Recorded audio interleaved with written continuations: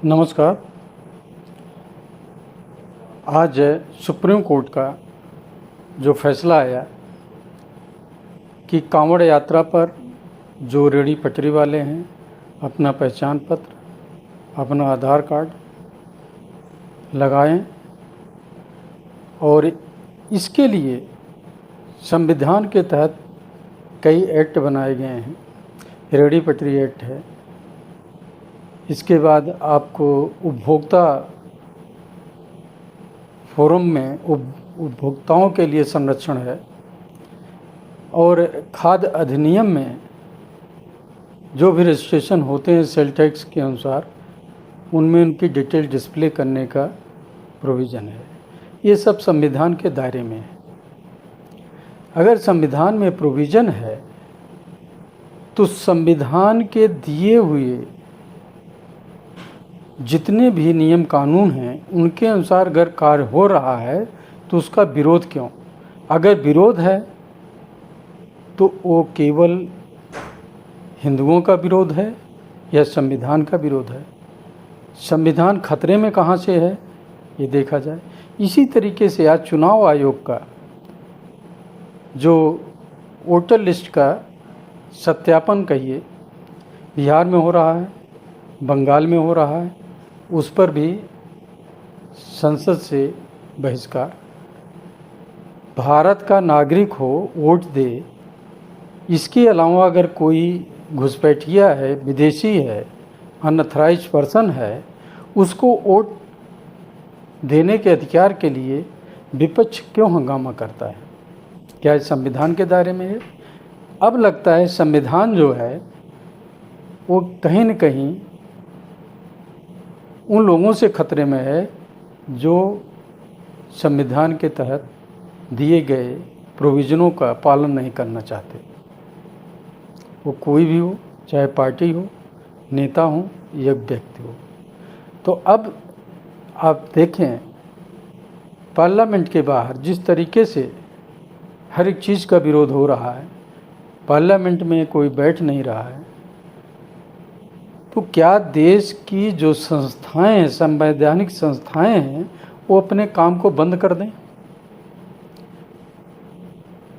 कोई जांच हो, कोई करप्शन की जांच हो, किसी तरीके का कोई आपराधिक मामला हो, उस पर भी विरोध कि ये जाति था, ये जाति नहीं था, ये धार्मिक था।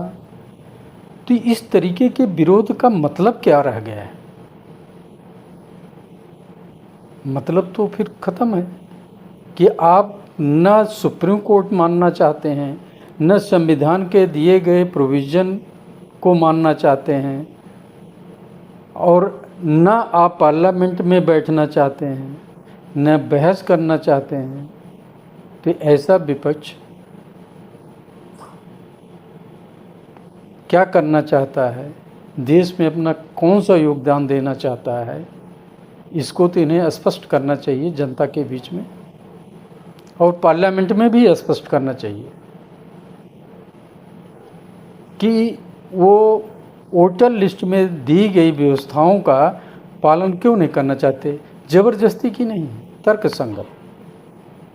आप अपने लिए कर रहे हैं ये या वोटरों के लिए? वोटरों को कोई ऑब्जेक्शन नहीं, कहीं नहीं। गलत वोटरों को ऑब्जेक्शन है जो देश के नहीं हैं, लेकिन जो देश के हैं वो सारा वेरीफाई करा रहे हैं। तो ऑब्जेक्शन किसको है? जो बाहर से आए घुसपैठिए हैं या उनको संरक्षण देने वाले लोगों को, जिनके सहारे वो दंगा फसाद करा के वोट लेते हैं या अपने काम में उनको लगाकर जनता को भयभीत करते हैं। ऐसे लोगों को ये अधिकार नहीं होना चाहिए दूसरों के वोटर लिस्ट पर वो कोई वक्तव्य दें या चुनाव आयोग के काम में बाधा डालें। ये भी सरकारी काम में बाधा ही है, लेकिन सरकार जितनी लिबरल है उसका रिजल्ट है कि यहाँ बोलने की आज़ादी से लेके संविधान का विरोध, सुप्रीम कोर्ट का विरोध और हर विदेशी लोगों का समर्थन, ये सोचने की बात बनती जा रही है। ये लगता है कि विपक्ष जो है अब बीजेपी को सत्ता से